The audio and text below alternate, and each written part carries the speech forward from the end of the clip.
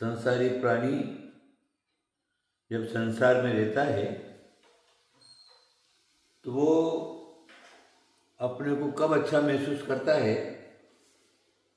जिसका तन अच्छा है, जिसका मन अच्छा है, किसका धन अच्छा है। तन मन धन ये तीनों ही संसारी प्राणी के पास अगर अच्छा रहा तो उसका संसार निर्बाध रूप में चलता है और उसका संसार सुखी संसार रहता है।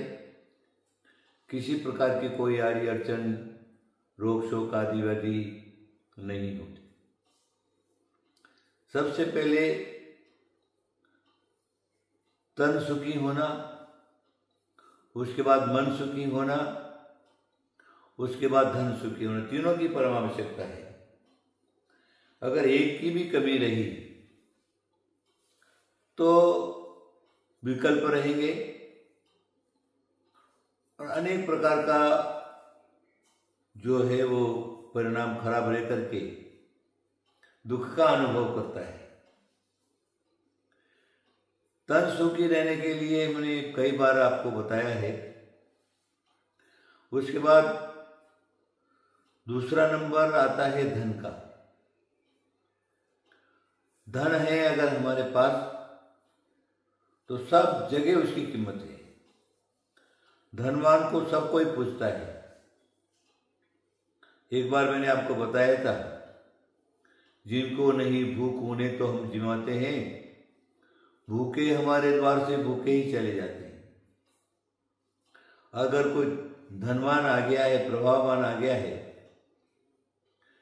तो उसका पेट भरने के लिए जबरदस्ती उसके मुंह में ठूसते। जब वो बोल करके आया नहीं पेट भरा है मेरा, मैं खा करके आया हूं, मेरे को इतना भी खाने का जगह नहीं, तो भी उसके मुंह में ठूसते जबरदस्ती। इसलिए धन होना परम आवश्यक है। धनवान की सब जगह कीमत है। जाति, कुल, धर्म ये सब एक बाजू धरा रह जाता है। लेकिन जिसके पास धन है, संपत्ति है, वर्तमान में सर्वश्रेष्ठ उसको माना जाता है। लोग उसके आगे पीछे घूमते हैं, उसके चरणों की सेवा करने के लिए तत्पर रहते हैं। उसकी सेवा नहीं है, उसके धन की सेवा है। इसलिए हमारे पास आवश्यकता अनुसार धन की भी आवश्यकता है। अब मन की बात है। जिसका तन ठीक है, जिसका धन ठीक है, उसका मन ठीक रहता है। मन हमारा जो है चंगा रहना चाहिए। मन चंगा तो कठौती में गंगा, ऐसा कहा है। मन अच्छा है, हमको गंगा जाने की जरूरत नहीं, हमारी कठौती में गंगा रहेगी।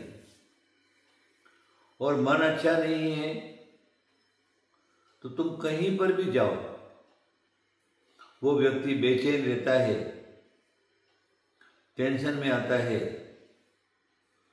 और मन अच्छे नहीं रहने से शरीर में अनेक प्रकार की व्याधियां उत्पन्न हो जाती हैं, पित्त बढ़ जाते हैं और वो रोगी हो जाता है। इसलिए मन को साफ रखना परम आवश्यक है। मन साफ और सुथरा रहे तो हर एक काम में हमारा जो है वो अच्छा कार्य की तरफ जाता है। मन से ही हम धर्मात्मा बन सकते हैं, मन से ही हम कर्मात्मा बन सकते हैं, दुष्टात्मा बन सकते हैं, पापात्मा बन सकते हैं। देखो मैं आपको बताऊं, आपको रावण ने सीता जी को हाथ नहीं लगाया, लेकिन सीता जी के प्रति उसकी भाव जो मन जो है वो अच्छा नहीं था। हमारे जैन शास्त्र में तो रावण के लिए बहुत सारी विशेषताएं लिखी हुई है और इसीलिए अगली पर्याय में रावण जो एक महापुरुष और बनने वाला है। अभी तो उसने अपने मन खराब करने के से कारण सीता जी के पर उसने मन खराब किया, इसलिए वो राम लक्ष्मण के हाथ से मर करके नरक में चला गया। जैन धर्म के हिसाब से रावण नरक में है। तो क्यों? 16 पूत 16 नाती जाके घर में दिया न बाती सिर्फ किसके कारण?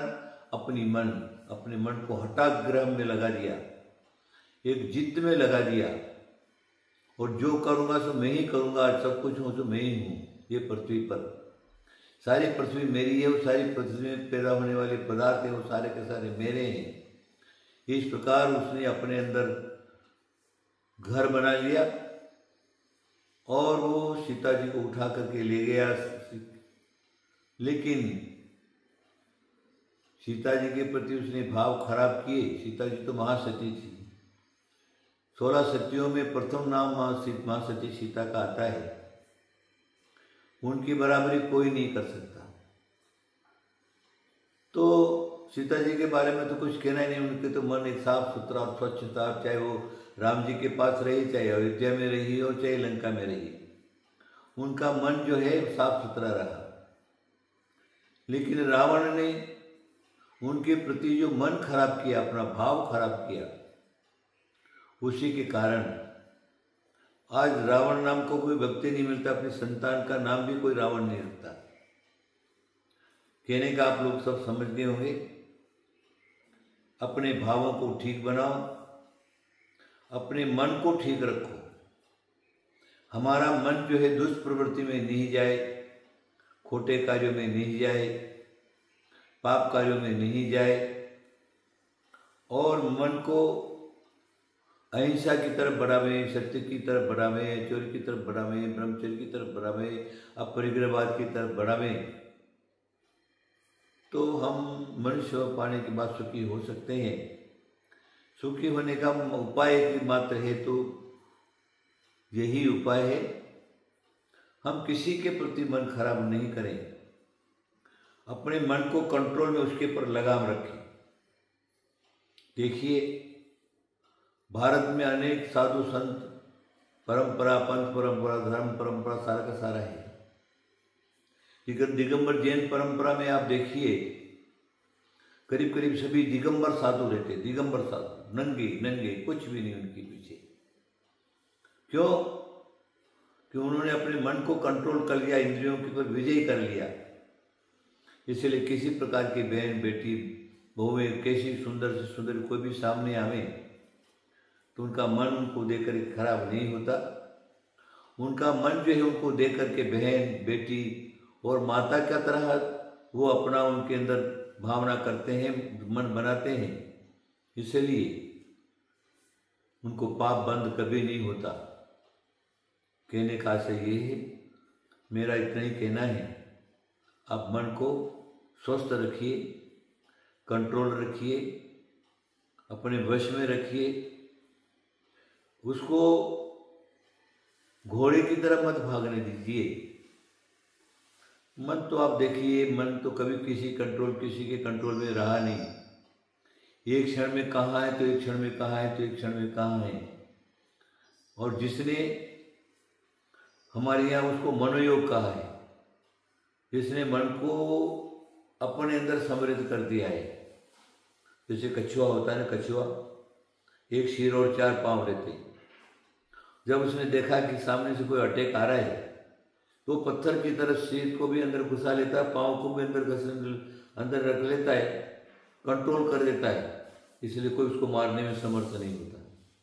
इसी प्रकार जिन्होंने मन को कंट्रोल कर लिया है, काबू में कर लिया है, वो सर्वत्र विजयी कहलाता है।